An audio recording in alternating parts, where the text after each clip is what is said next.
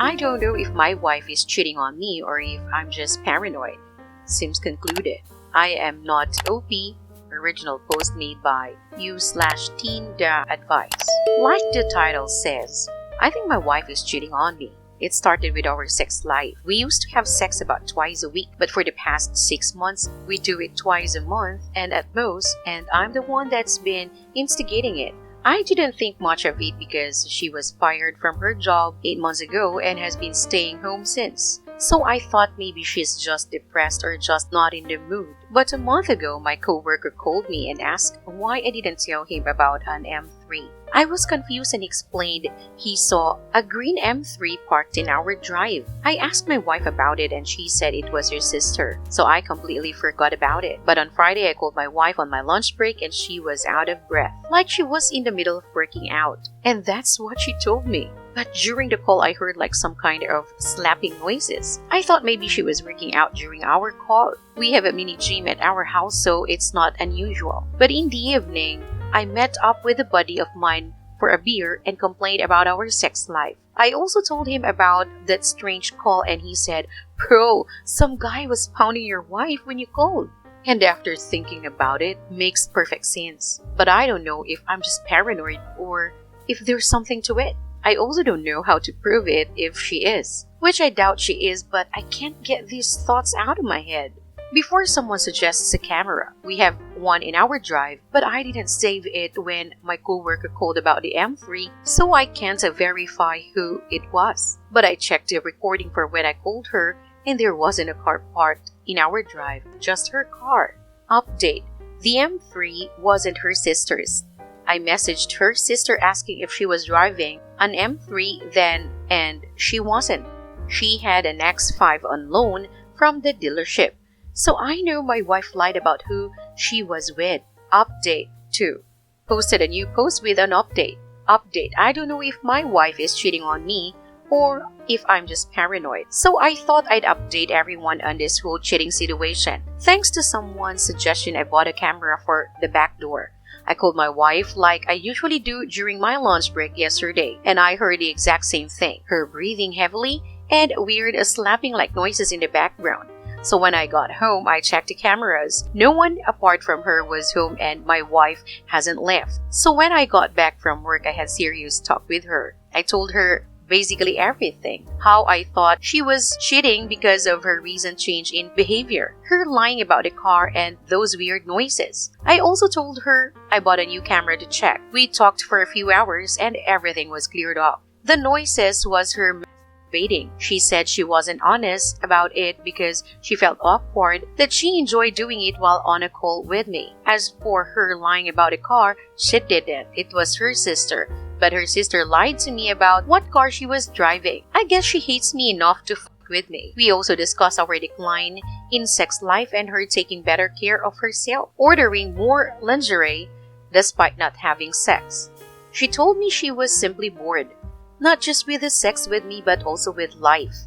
She apologized that she made me think she was cheating. We agreed to try and spice things up sex-wise. We also agreed I'll take a 2-week holiday next month so we can go traveling together like we used to in hopes of rebuilding the spark between us. So, thanks to everyone that left great suggestions and all those supportive comments and messages. This is probably not the juicy dramatic update everyone was expecting, but I'm extremely glad it's not. I couldn't imagine losing my wife. Now for the top comments, here's a comment from Ladies Shivel. I love how casually he mentions the sister-in-law hates him enough to lie about what car she drives. Like that is completely normal. Here's a comment from Johnny Echo. I mean, this story was going down one road with a cliff. At the end, just veered last minute onto the safe road. I need something to be mad about too, and the sister-in-law hits that itch. Did not expect that ending, glad it turned out alright. Now his friend is going to have to hear that it wasn't some dude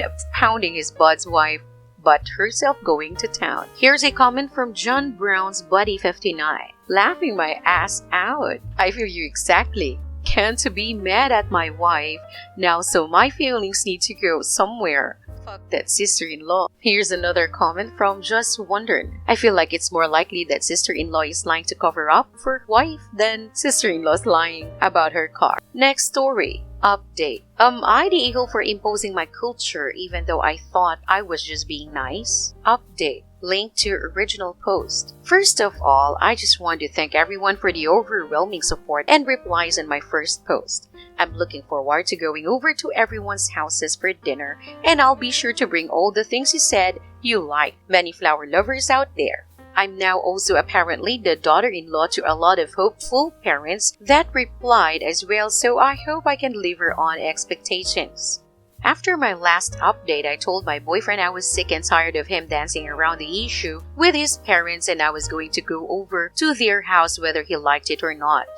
At this point, I think he realized that whatever he was doing had backfired, so he sat down all angry and told me he'd explain. I sat and he told me that he'd done something very spur of the moment and that he'd texted me from his dad's phone, then blocked the number but begged me to listen. That he just needed to get his parents off me for a while and to not leave. Apparently, his parents had started hinting at him about marriage since my boyfriend and I talked a lot about it. I fully expected to marry him, as I said in another comment, and was honestly expecting a proposal in late spring since that's when we met. 4 years dating didn't bother me, but I was getting excited to settle down. However, my boyfriend apparently realized that he absolutely didn't want to commit to anything and wanted to experiment and have fun since I wasn't being fun anymore. Honestly, that just made me cry since we were each other's first for everything and usually very good at communicating our needs. His grand plan was to get him mad at me so I would beg for forgiveness and then he'd only accept an open relationship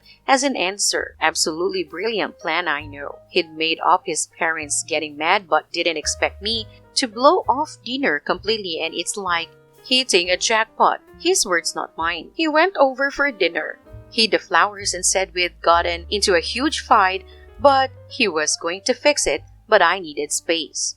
After he confessed all this, he said he was very sorry but really didn't want to miss out on new experiences when he was still young and would I consider an open relationship but pretend ours was strained with his parents so they wouldn't get suspicious. Hannah laughed. I laughed his ass right out the door and told him absolutely not and to leave me alone while I packed it because I wanted to have some new experiences too. He never stopped begging me to stay, but I left to sleep at a friend's. After calming down for a few days, I cemented the breakup and finally actually went over to his parents. My ex-boyfriend's dad never even noticed the phone missing but still apologized, and his mom was a mess. I did and still love them and will eat dinner there without him as often as I can. I won't lie that I'm sad about 4 years down the drain. But that's life, and if that was my ex's best possible plan, then I dodged the bullet by a mile. Now for the top comments. Here's a comment from ilmoney1521. Your ex is an incredibly manipulative, immature coward. You dodged a huge bullet with that one. Here's a comment from But Did You Darn? Yes, manipulative is the word. He concocted a whole plan to try to guilt her into an open relationship. And he hit the jackpot when she decided not to go to dinner because it would make it easier for him to lie to his parents about her. She is actually lucky to find out what a shitty person he is before getting married to him.